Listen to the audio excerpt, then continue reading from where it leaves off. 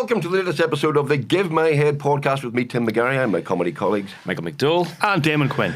We are delighted. We have a very special guest, ladies and gentlemen, Máirtín Muilleoir, who is our first shinner we've had on this. We finally got a shinner. We finally got a shinner. So we used being boycotted the same as Nolan? Yes, we get to more that or in a less. second. Before we get to that, ladies and gentlemen, we're delighted to say we have an excellent sponsor of this podcast, which is Hollywood Home Care. We record this in Hollywood. Hollywood Home Care, we can thoroughly recommend, is a care in the community service which allows people to remain at home safely and independently. Hollywood Home Care offers a wide variety of services, including accompanying to doctors and dental appointments, respite sits and overnight stays, as well as specialist services including dementia care, Parkinson's care and liquid medication care.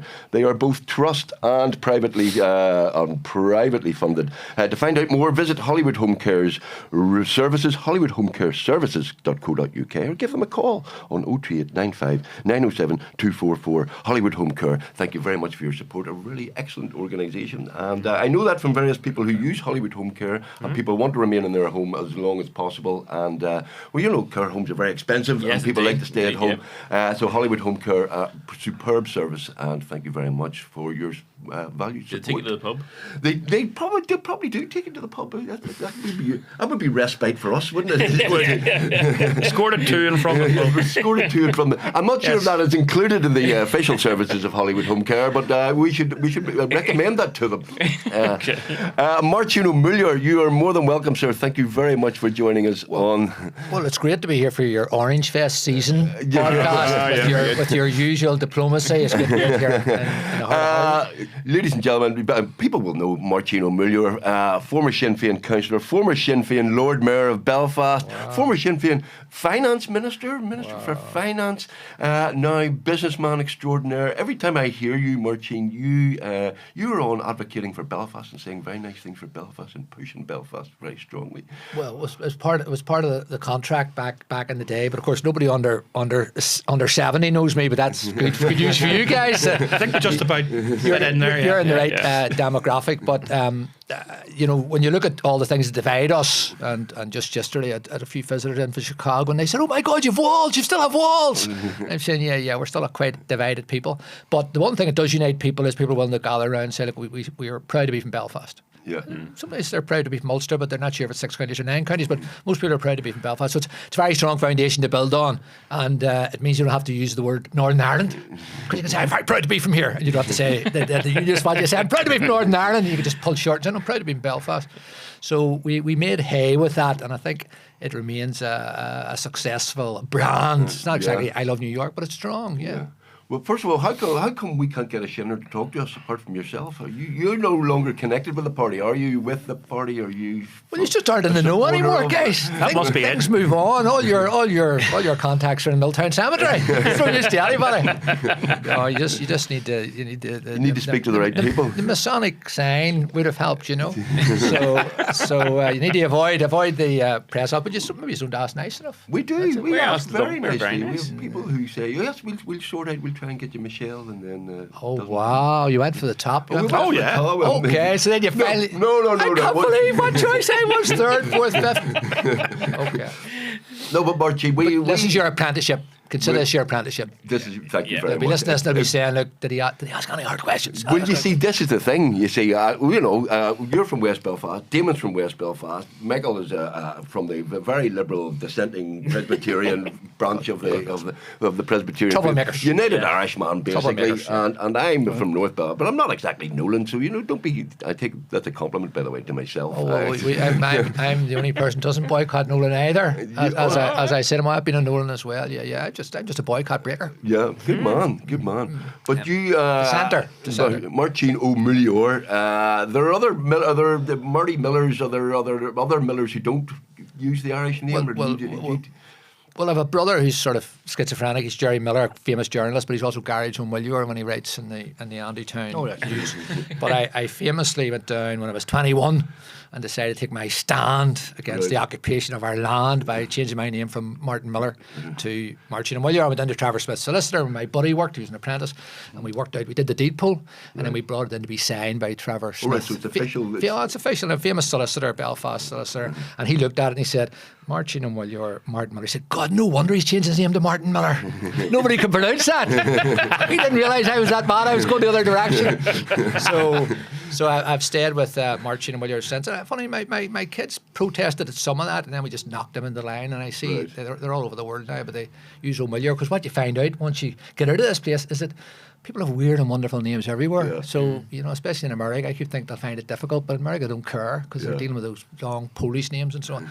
So Máirtín and Muilleoir it is, but I've rarely met people pronounce it like a native speaker like you do, Tim. Máirtín and Muilleoir. You've been at classes all week. Well, you see, the trouble with Irish is it's too hard. That's we had Linda Irvine in here, lovely what woman. A woman. And I said she was encouraging us to learn Irish, but it doesn't look like it sounds, And I tried to spell Máirtín and Muilleoir, and I've sent you emails, and I go, I haven't put a fada in there. There's two fadas, and I've missed a fada, and where should I put the fada? You see, it would be very difficult for you to learn Irish, because the easiest way to learn Irish is over a pint of beer, and I know that would be really contrary to your strong values.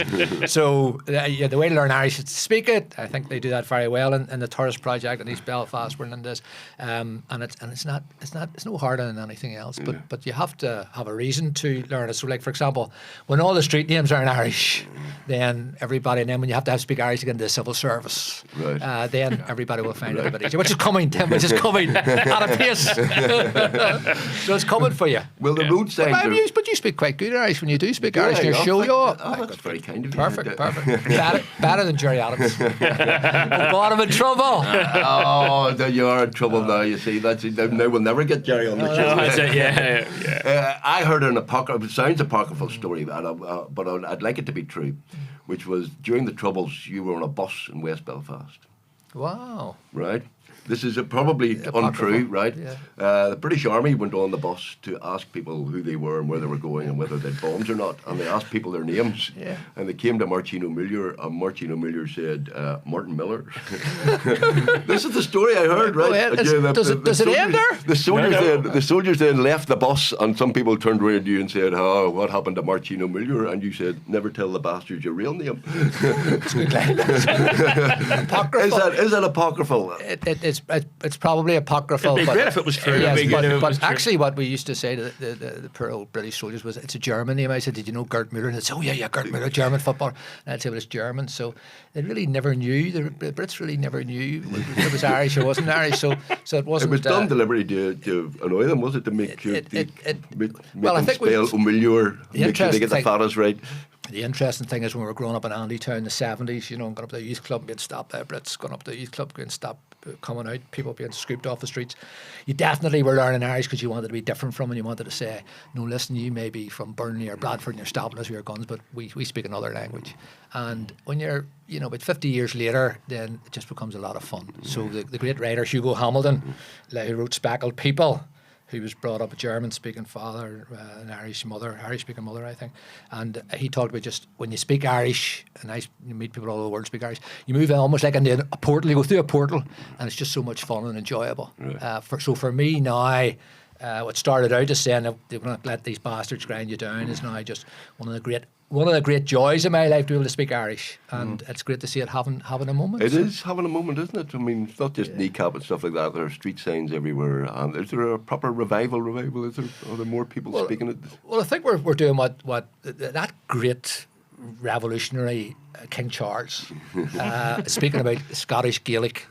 Said, if Scottish Gaelic is lost in Scotland, it's lost to the world. And he said, you're the custodians of this language, and you have to protect it. And I think there's a bit of understanding of that. Of course, the war being over and the Troubles being in the rearview mirror has helped everyone. But I also see a sort of a revival here, being proud to be Irish, to be Northern Irish. Don't forget the word Northern Ireland. It does have the word Ireland in there. Mm-hmm. So like, if you were to think of a name for this place, it wasn't West Britain. It was called Northern Ireland. And I see a revival now in people being proud of being Irish, and more people that say, look, I'm a unionist, but I'm Irish. Now that was always Ian Paisley's position, but I see that coming back. I'm Irish, and I think the Irish language is benefiting from that. But we've a wee bit to go. So this stuff about there's enough money to do this, people don't want it. There's more Polish speakers. All those obstacles are starting to fall. And a little bit of carrot and stick, so it will be the law, but at the same time saying to people, look, it's a great gift. A buddy of mine, who Trevor Allen from Mount Charles, the caterers, during one of the debates we were having, I was saying, look, you know, this Irish Language Act, like it's not going to be that bad. And he said, well, I said, like, if I give you it, would you take it? And he said, well, you wrap it up in this box and put a bow on it. But he said, if you put a gun to my head, no.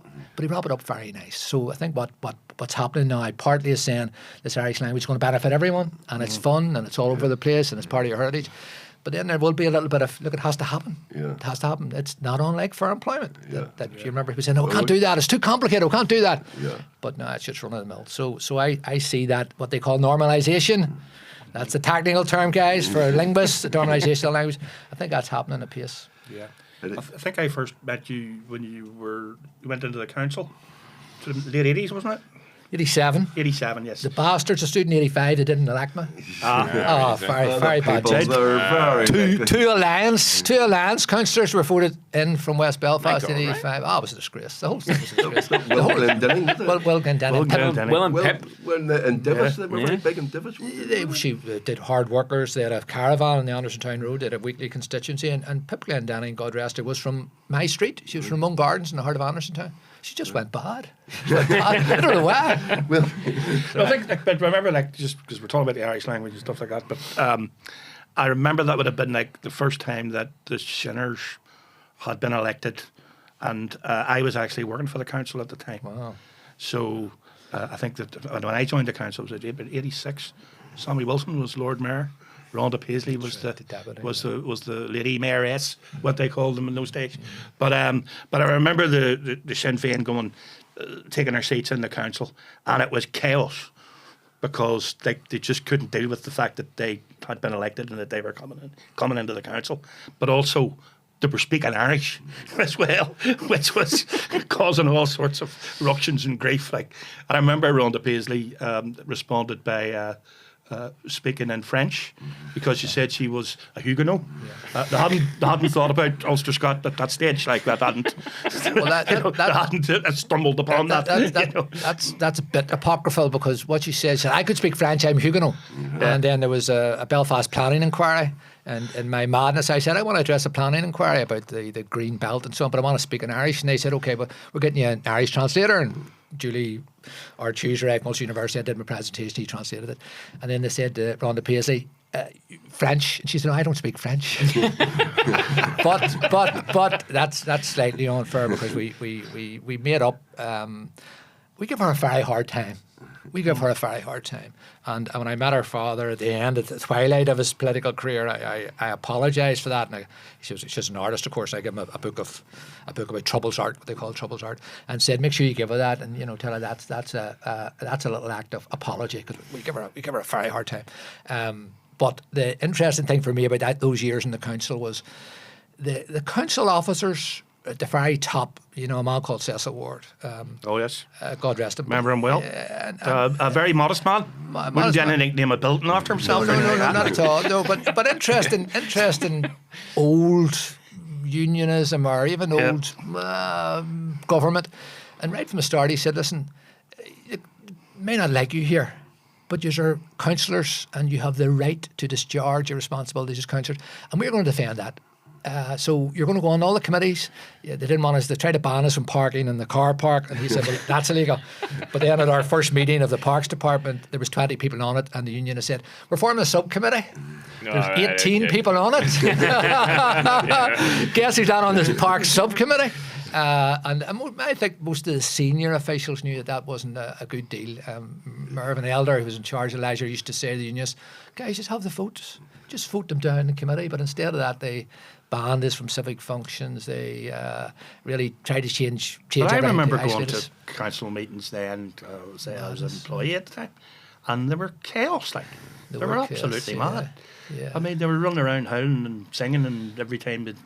Yeah, there was a famous. You want to use want to speak and all that. I mean, it was really, but it did take a few years, but it did settle down. Well, democracy's very strong. To be honest, like democracy, came through. So when you think about it, when the Belfast was in flames, okay, and, like think of 72, but you still need a planning permission to build a house. Yeah. You know, you're still an environmental health officer going out there and checking there were no rats at the back of your restaurant. So the administration of government and democracy was very strong. So I think it was a very difficult period for unionists because you know, they thought Alec Maskey wouldn't take a seat when he was elected, I think, in 83. Sammy Wilson had a lovely line. He said, there's a battalion of Sinn Féin councillors now. But it was very hard because, you know, the city was being blown up.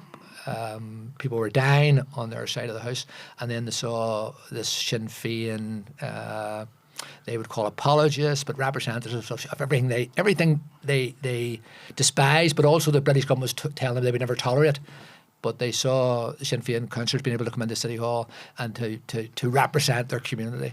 So it was a tough time for unionism. But at that same time, I mean, you were still the political wing of the IRA, with the wing of the people who were blowing the city up. Well, you look back on that and go, well, they would use all those terms, and then we'd bandy all that about. But the lesson for me is that strategy of trying to crush Sinn Féin. I mean, it was Paisley had a press conference with a sledgehammer. yes, I remember that. Smash Sinn Féin. But all that went nowhere. All that went nowhere. Like the days of not, we went into a TV studio, the DUP would say, well, we can't be in a TV studio with them.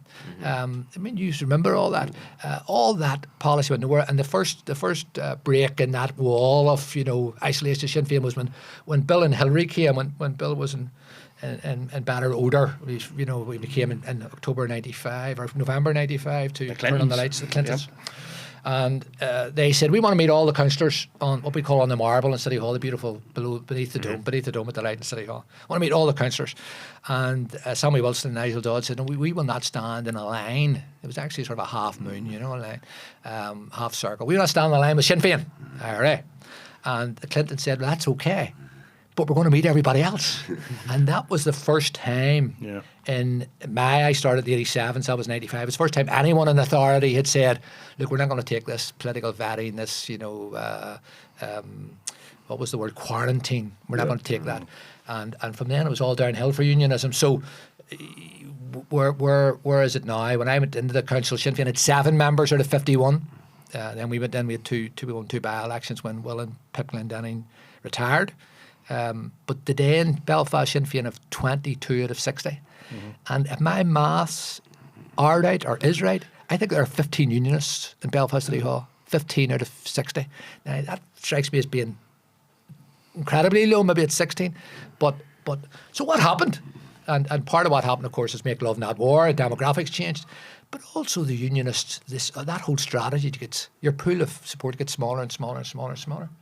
And so when you joined, you were involved in. Well, I don't know where you were involved in it. When you first became political representative mid-year, you stood in '85. Was the strategy there? Was there a long-term strategy? Because the armed struggle was still continuing. You know, my view is it's tomorrow, but it was also pointless as well. Was there a political strategy saying that the politics is the way to go here? The politics is the way, or was it a twin-track approach? Every time I met a British politician, I would say to them, your strategy here is totally immoral. Totally immoral. You know, my neighbour Emma Groves was shot in the face with a plastic bullet. Mother of 11 children. Patrick Crawford, as we know now, my contemporary, a neighbour shot dead by a British Army and a lookout post in RVH, as we found out last year when he finally had a proper inquest. But setting that to the side, the strategy was to stay alive. The strategy was to stay alive. So when I went to council meetings, I wore a flak jacket. And the strategy, I would say, for many of the unionists, because there was unionists shot dead as well, including Edgar Graham.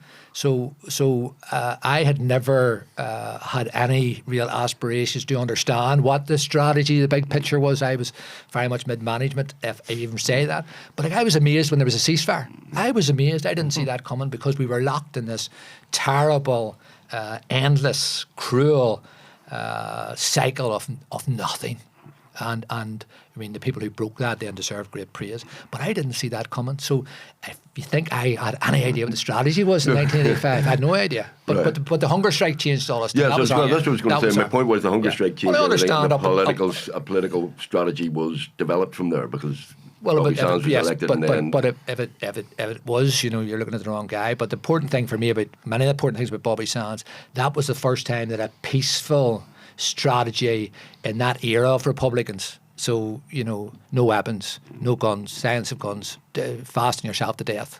that was for me. That was a really interesting lesson. Actually, you can do more damage to your opponent without using any violence at all. So now, whether or not that fed into a master strategy from the mastermind that ran the show, but I was just trying to fix people's great drains, trying to fight the better housing in Riverdale and so on. But that wasn't bad. That was the Lord's work. So you went on to be a councillor then, MLA. Then, I was Lord Mayor now. Lord Mayor, 2030. Alex was the first Sinn Féin Lord Mayor, wasn't he, Alex? Yeah, Alex was a tough guy. You know, I thought that was a CV to be a Sinn Féin councillor, former boxer, former doctor. Yeah. But then the hard getting people. So went down to weak need students. So I was a council 87 to 97. Good sense to get out. You know, I wasn't sure ceasefire was going to stick. Was it not going to stick? But I was convinced then that it was time to make politics would be a much better struggle for all of us using politics. You know, kids didn't have to go to jail. You wouldn't have this total crushing occupation of every district with these British Army fortifications. You wouldn't have this loyalist campaign of against our own community. I'm not dismissing in any way or diminishing the suffering in other communities, but certainly in our community, it seemed to me that the end of the armed struggle and the end of the armed campaign was the best way forward. But I left politics for between 97 and 2011. But interestingly, in my first 10 years in City Hall, one of the many little sort of petty blocks on Sinn Féin was we weren't allowed to go into the Lord Mayor's parlour. Oh. And the Lord Mayor had a bar in the parlour. Oh, I remember that. In that, yeah. And, I was in there. Well, we weren't allowed in. And Boss Ireland gave them a free cake. And I wrote to Boss Ireland and I said, I'm not allowed in there. And they said, well, this is for all the people I said we were going to talk to, but still, for 10 years I couldn't get in. So when I went back in 2011, of course, it was really strange because they made me the Lord Mayor and I could get into the fucking place then, so I could get into the part of that. The part to refuse you then. It was, yeah. So that was a bit like that was amazing for me to go back and the place had changed. So it wasn't a Sinn Féin majority, but this we'll call it progressive majority. I don't know if that's the Americans have destroyed that word or not, but you're a very positive, liberal, pro-Belfast, pro-bright side of the road majority. Being Lord Mayor, though, must be a lot of fun. Yeah, it's probably the best job in the world, especially because you've no budget, so people can't say you're spending too much money. You've £35,000 and you've no powers. Yeah. So people can't say, oh, you wrecked the school system. You wrecked police, and you say, no, I'm not responsible for anything. So you know what the Buddhists say? You're responsible for nothing, you're responsible for everything. Yeah. So I met Mickey Murray, the last Lord Mayor of Lance, and he said exactly the same thing. He said, what a year. And he said, I think it was probably at about 1,000 events in a year. I was going to say, what do you actually do then? If you open things and you bake and you have dinners. You get the Lord Mayor's parlour. You're an ambassador for the city as well. Yeah. And it's astounding because it came from a period of time where the Unionists had it. I remember we ran a party in St Patrick's Day. We invited school kids from the Irish school, and the Unionists said, "But they'll make a lot of noise." We were saying, "Yeah, that's the idea. It's going to be a party for kids." But it came from a tradition, the Lord Mayorship, I suppose, of Unionists have great respect for it. So that has carried on. So everybody in the city respects the Lord Mayor. The Shinners don't like using the word Lord Mayor. Yeah. I think it's fantastic. Take the name. If you're a Lord Mayor, you say that you fly you to China and they go, well, we'd love to build this factory in you. You go, great, I have no power. Why'd you bother bringing me? Yeah. And just don't throw up over the mayor. So what I found was that by and large, people were delighted to see the Lord Mayor or the Ard Vera, whatever you want to call it, in all parts of the city. So that was a great help. You wrote a book about that, didn't you? The Dome of Delight was the experiences and Well, actually, that book's interesting because not only because it costs £2 on Amazon now, but it's still available, is it? Well, they tell me that. Still available. Did you coin the phrase, or was it the late Jim McDowell? It was Jim McDowell, but I credit the late Jim as great buddy of mine. But actually, that book only grew up in the 2000. Mm-hmm. So it didn't cover the time of being Lord Mayor and so on. But if we're plugging, I've written several books in Irish. I wrote a book in Irish about being the Lord Mayor. So, so this is the impact of being the Lord Mayor. So one of the things Lord Mayor does, you visit the hospice, you visit the children's hospital, and you visit the hospice beside where you're brought up, Tim, up in the Antrim Road, and that's very grounding. Yeah. Okay, because it's people are pleased to see the Lord Mayor, but it's a big part of the city. Hospices are a big part of the city, and they brought me up to the Antrim Road Hospice before it was rebuilt, and said, we'll ask someone to mind if you go in, because they want this guy driving them with chains or whatever. So they said, look, there's a lady in there, would happily go in. So I went in this room, and it was a little lady, like a little sparrow, dying, maybe well in their 80s, and her daughter beside her, and we chatted and about nothing and about everything, about Belfast and so on. And I left, and then I got a letter to City Hall, and this letter said, I'm the woman you visited with my mother in the hospice, she said. And my mother was a Sandy Row woman. She said she was a strong unionist. And she said it was wonderful to see you a shinner and her a unionist together at the end of her life. And that's my prized possession from all the junk you get when you leave City Hall. And that for me is also where the city's at. If you can focus on reconciliation and bridge building, the majority of the people, we like to find a way to make peace. Despite them burning houses and despite the flag protests, the majority of people like to find a way to not argue about the morality or immorality of the past, but is there any way to try and join people? Do you think you'll see a united Ireland in your lifetime? I don't know. I always think it's a 2 or 3 generation project, and I see that project starting at ceasefire in '94, and we're now 1 generation into it.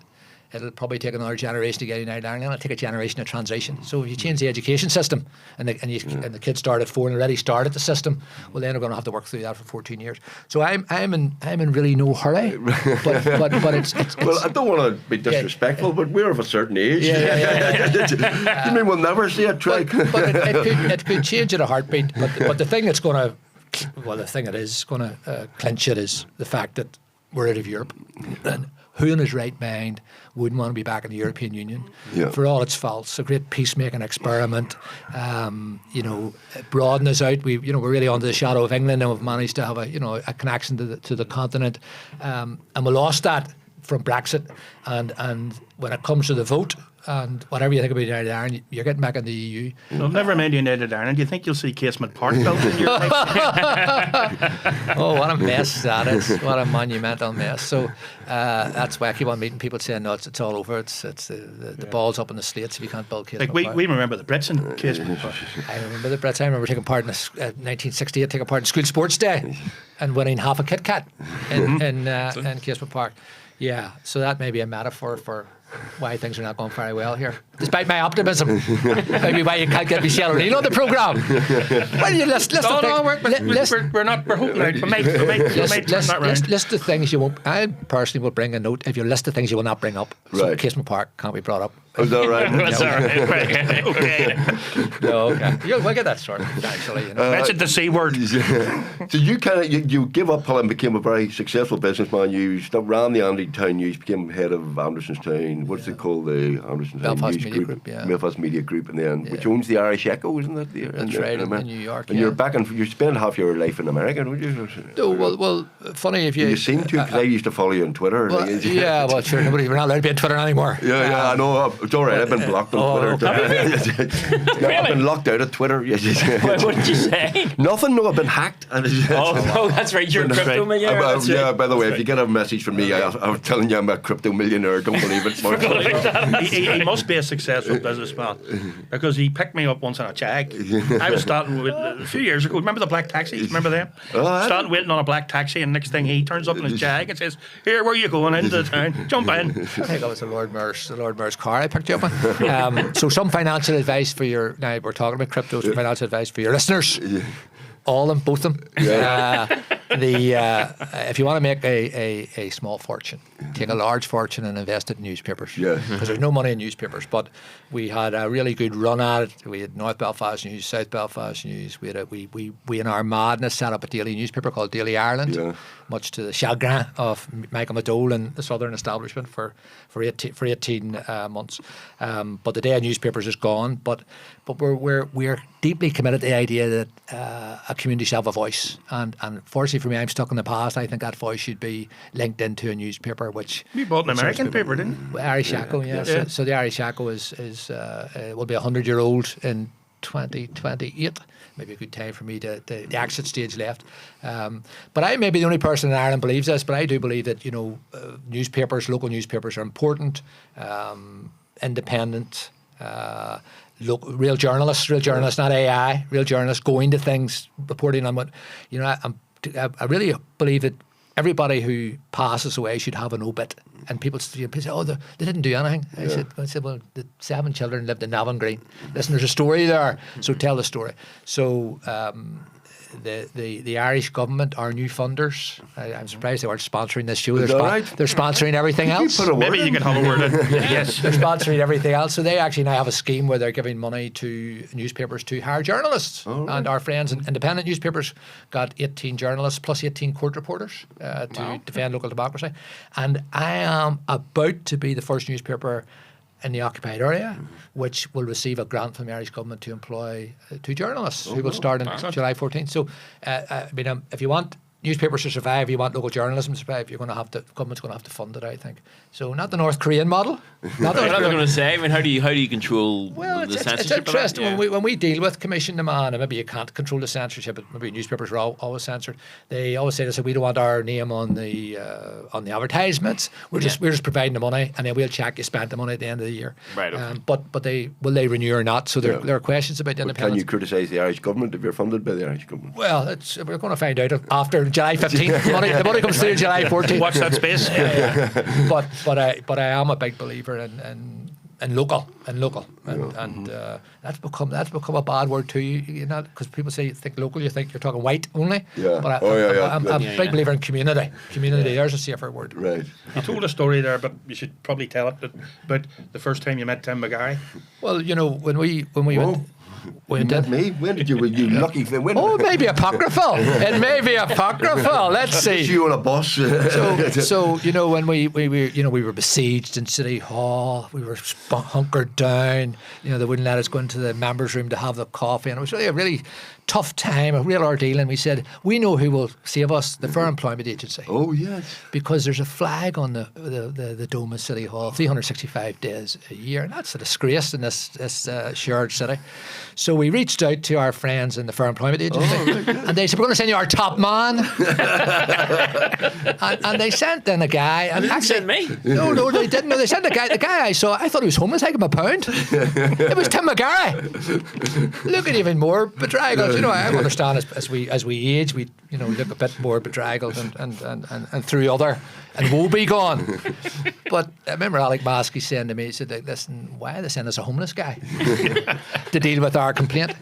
And I'm pleased to say that after much study that he responded rapidly and said, you've no case. And so it took a riot at City Hall. 25 years later, 2012. That was his catchphrase as a lawyer, You've no case. You've no case. So, I was employed by the Fair Employment Commission, and I don't think it was an employment issue though. That was a what a loophole! What a loophole! There's always I remember my mother famously says my father went to Mackey's for a job. He was a sheet metal worker in 57, 58, and they stopped him at the gate and they said we don't employ Catholics. And I think Tim would say, well, that's a loophole. It's a loophole issue. Whoa!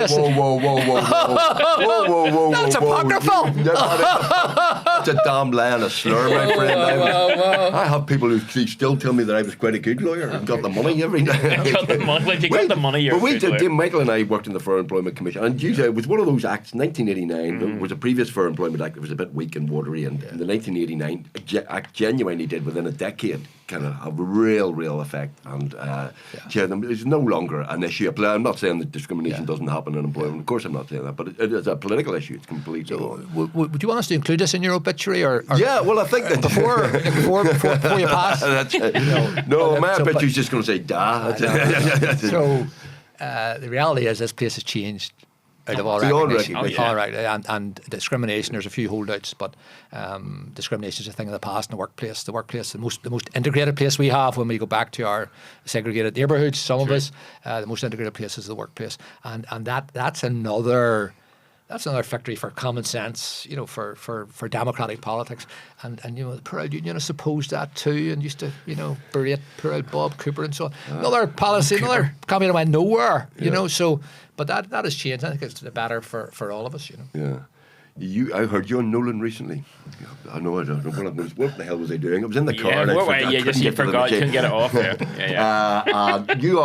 You're a powerful advocate for Belfast. I remember there was one issue was the sort of North Belfast. What was the sign? The things the government were putting up. Well, I'm against putting up signs, basically saying there was alleging sort of there was a lot of crime in the area. Something like that. No, it's worse than that. What they're saying is, after we spent all this years trying to normalise things and celebrate the area. When I was a kid, nobody said I'm proud to be from West Belfast. I don't even know the term West Belfast existed then. I don't even think people saw maybe the city just in quarters like that. But now I see kids saying it all the time. I'm a Westie. The term Westie didn't exist. So it's a badge of pride now to be from West Belfast for what it's worth, and that's partly the what they call the Troubles, our struggle. It's partly the West Belfast Festival. It's part of education. There's a lot of positive stuff, whatever. But that has definitely changed. So my blood boils when the government come in and they put posters all over the place saying paramilitaries control this community. And you really what you see these little the Bengal Spice restaurant the Bangladeshis run, or you see Collins's furniture shop.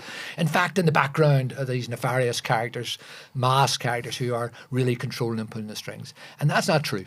Now, I'm not saying it's not true in some parts of Belfast, but not true in West Belfast. So that really annoyed me, and I got on my high horse and I wrote about that, and then we went to meet my dear friend Naomi Long, right? Yep. Who previous guest on the show. She slapped me down very quickly. She said to Paul Maskey, who was hosting me, she said, "Paul, are you chairing the meeting, or is Máirtín while you're chairing the meeting? Because he's chairing the meeting, I'm not going to be staying here." So she's still more than a match for me. And they modified it a bit, but it reminded me of the old Northern Ireland office stuff about just these are not safe areas. Someone in Invest Northern Ireland once said to me, sort of saying, this is post-ceasefire, could we not get some people to visit the area to suggest... what you're saying is they have gone away, They have gone away. There is no string, nobody Well, there's still, there's criminality everywhere, but we are not a community controlled by anybody but the community. And that's the way it should be. Well, look, on this podcast, we have interviewed, coming up to 100 episodes, and we have interviewed actors, writers, comedians, blah, blah, blah. See the number of people from West Belfast, actors, comedians, whatever, it's completely changed. All those talented people. All those talented people. We remember the bad old days, and in fact, we were one of the first to do, one of the first, we were one of the first failures in 1993, wasn't it? Yeah. What a change. But Tim, they were always talented people. Oh, So it's not. So I have a brother who's the professor he held the chair of astrophysics at Queen's University, and he's a dean of science and engineering. We refer to him as a slow one in the family. So there were always talented people, and I don't even know in those days if people. I think it was really when the conflict broke out in '69, people started to categorise or stereotype an area as bandit country or difficult place. But look, we're in a much better place, and the kids, thank God, don't have all our ridiculous baggage. And I still like, he may be a grump, but I still like the Fan Morrison. If that's our only ambition to get to the bright side of the road, I think we're definitely much closer to there, and fair employment's a part of it. Just there aren't enough jobs, so too many kids have to go. We're in a better place. Yeah. Amen. Amen. I last saw you at Solitude before this. Were you there? You're a Westie supporting Cliftonville. Is that? Well, no, I'm a Glentoran supporter. Oh yeah. And I've been to a Glentoran match, and you get some abuse for that from the Cliftonville fans. Why is everybody not supporting Cliftonville? Why did Glentoran come about? Well, you see, pre-'69, Glentoran had a big West Belfast following, and my aforementioned brother and his friends would take the bus into town and walk across the D Street, near D Street, and go in. So he saw the famous Benfica game. So, and that's lost. That's a thing lost to the city. That's a great loss to the city. I think that you don't have that. That tradition is gone. So Glentoran used to be very mixed. and support as well. Support, and I don't know. That's one of the terrible things about the city. But what shocks me about going to Solitude is that it's a slum. why in 2026 are our kids playing football in a stand can't even be opened? Yeah. And that's been there 20 years. So you'd pull your hair out at how slow we are getting things done. And that's, great, the oldest soccer team in Ireland. Yeah. What a great tradition. And they're playing in a ground you'd be ashamed to bring people to. So I like to go to the European games, and it's never competitive because the Europeans are Not a good professional. season for us, but thanks for bringing it up. Yeah. No, but it's if you divide the city into all the what are all the positive things? Yeah. So sport's very positive, and clubs like Cliftonville are very positive, Yeah. and they just need to play a bit more positively. Yeah. But you are quite a positive person, aren't you? Are genuinely? Because when they did hear you on another time, I mean, you were you're banging on about how wonderful Belfast was and trying to get investment for Belfast and going around the world saying we're just blah blah blah. But I one of the nice privileges of being the Lord Mayor was you can have a lot of chaplains. So usually you have a Catholic or a Protestant chaplain. So I had a clatter. What do you call it? What's a collective noun for a group of chaplains? A shower. So I had a shower of chaplains. I had a Hindu, I had the great rabbi of Belfast, Rabbi Singer, the imam from the mosque. But I also rang my buddy Paul Haller, Andytown guy. You want a really good Buddhist priest, go to Andytown. So I rang him in San Francisco and I said, Paul, I've almost got a full set. I've got a full house, but I'm short a Buddhist. And he's the abbot of the San Francisco Zen Monastery. And I said, look, I understand you're not going to travel over, but you do be back a few times a year. And I said, would you be my Buddhist chaplain? And he said, I'm going to say yes because I have wide experience in dealing with hopeless cases. So he came on as chaplain, and he had a great saying where he'd say, edit out the negativity. He says too much negativity. So start every day, edit out the negativity. So I'm not very good at it, but I try and do that, and it does make life a wee bit easier. And, positivity. And I said to him once, because I used to go and I sit zazen with them in the Buddhist. I can't sit down properly because they're like contortionists, so they are. Yeah. But I sit at the back watching them, and I said, look, it seems to me that your whole philosophy, this whole thousands years old religion, is just don't complain. He said, yes, that's a good definition of Buddhism. So don't complain. No whinging. No whinging. Yeah. Oh, just, Don't do us. Not an Ulster Scots thing. Yeah. I don't think Buddhism and us is really Ulster Scots. Talking about Ulster Scots, we did a documentary, remember, right. about the Ulster Scots language, in which you were very interesting because you were a powerful supporter of Ulster Scots language, which some people might find, because there's a view that Irish is a proper language with the grammar and syntax and whatever, and there's a cynical view that Ulster Scots is just a dialect, and that you learn it by watching a bit of Rob C. Nesbitt and stuff like that. But you were slightly more nuanced and said this is a proper language that deserves respect. Us Millers have to remember our roots. After our roots, I think that's really the stereotyping of Ulster Scots and Ulster Scots speakers, or those who want to learn Ulster Scots, is part of our disease here. That the poor, and yet Scots is very much recognised in Scotland. Well, Alex Salmon was a big supporter of it. And revered and celebrated, and people writing in it. There is, so there was a separate Scots language. Yeah, so let's say they're speaking Scots and they're speaking it in Ulster. But why wouldn't we celebrate that? And it's always pains me when the big advocates in unionism for Ulster Scots, really, they're just trying to hold back the Irish language, and you say, do you speak Ulster Scots? And say, well, actually, I can't speak anything. I said, I can't speak 2 words, like 2 sentences. So those people who I think it would be great if there was a stronger Ulster Scots or Scots language community here. And what I always say to my colleagues who might be a bit cynical is, what was the language of the 1798 rebellion in Ballynahinch and Antrim? Newton Ards was declared a republic. And declared a republic in 1798. And what was the language that people were speaking? They were speaking Ulster Scots. So it's a more revolutionary language than Irish. Look up James Orr, the great Ulster Scots poet and United Irishman. Yeah, and that's a great loss for us at that. Maybe that will come back as a sort of reawakening of pride and Irishness. Do you think Newton Ards will ever be declared a republic again? Maybe if there's a United Ireland. I'm pretty sure if there's United Ireland, Newton Ards won't be in it. Independent. Yeah. So I used to the Bangladeshi community in their wisdom would endorse me for the assembly elections. All right. And I'd meet them for a sort of a canvassing meeting, but you can't meet until 11 o'clock at night because they're all working. Yeah. So goes down and we'd meet. The boys in the Nas Indian restaurant, by the way. Shout out to the Bangladeshis and the boys in the Nas. Well, all, and we'd meet at and you know, I'd say, where are you from? Where are you from? And then there's a mosque in Muilleoir, which has been, you know, given a really hard time. Yeah. And they just can't understand this. They can't understand this because, you know, they've a really a brilliant community, a strong community. The people who come over first are all working in restaurants. Their kids are all accountants or those that aren't in the trade. But despite that, like everywhere here, there must be more good people than nutcases. There must be, no matter where it is, and that must be true. You know, the other place that gets a really bad rap is Larne. And it's a cheap jibe for you guys. Larne. That's true. But, you know, Larne is a very good soccer team. We only do that because Olivia Nash is from Larne. Well, I can Ma's understand from that. Larne, you see. But We did the Wayne Hurl. So I always think that, you know, we're too easy to dismiss places, and you know, Larne also has a great run. So we organise a little event for school teachers, celebrate school teachers once a year, Belfast school teachers. And a lady from Shankill got up at the end and spoke a principal, and she's from a school called Black Mountain Primary School, which isn't really in Shankill. It's above Spring Martin in West Belfast, just in the foot of the Black Mountain, one of the most beautiful settings of all of Belfast. And she said, you know, we love all our children. Parents, not so much, but we love all the children. But she then started to talk about the community of Shankill and what the kids do, and what the extracurricular activities are, what the sporting activities, what they do with kids that are falling behind a little bit. And she gave me this whole view of the Shankill, which I had never heard, because my entire knowledge of Shankill is based on the Nolan show. And when's the last time our radio shows or even our news dealt with something as positive as that in Shankill, how they're giving kids who are a bit weaker, giving them sport education.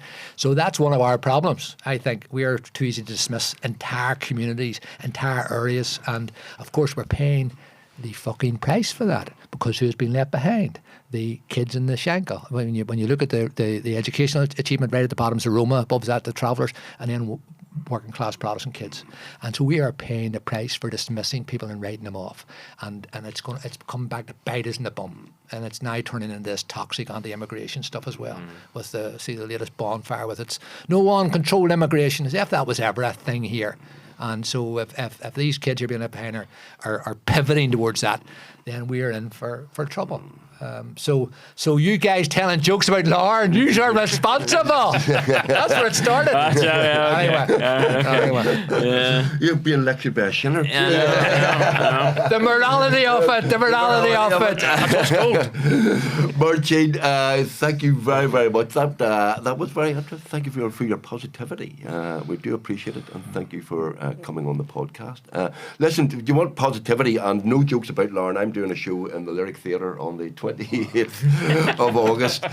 Tim McGarry's Height of Nonsense. I was going to say you're very welcome to free. But the tickets are almost out, but you can still get tickets if you'd like to come along. I'm really disappointed they're not sold out. And see, you'll see almost sold out.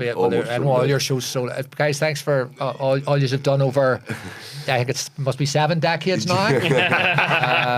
It only feels like that. No, and you are the common ground as well. Isn't it interesting? You are the common ground. You know, people are from all backgrounds are willing to go and enjoy the show. The show is so well done. Thank you very much. Givemyheadpod. I have a wee bit of Irish. Givemyheadpod to Máirtín and Muilleoir. Thank you very much for listening to the Give My Head podcast. And once again, a massive thanks to our wonderful sponsors, Hollywood Home Care. Don't forget to go on their website and look them up. They're doing an excellent job. Thank you very much to Mr. Máirtín and Muilleoir. We'll see you next time.